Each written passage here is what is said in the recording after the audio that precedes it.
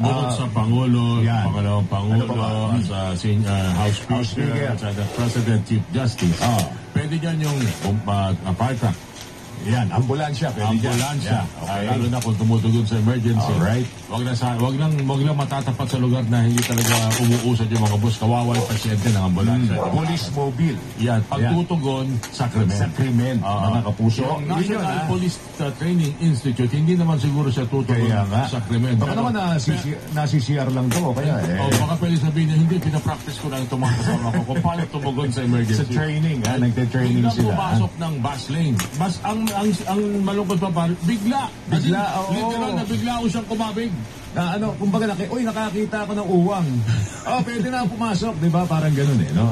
Hindi napag-isipan ng mas malalim, mga kapuso ng driver. Parang 30 to 40 kph yata yung andar ng bus. May nasaktan May nasaktan, mga kapuso, limang pasahero po nasaktan. At malaking pananagutan dito pong driver ng police vehicle na yan. So, ano ba start nun? Tinanggal na raw. Naka-floating siya ngayon. Naka-floating. Alright.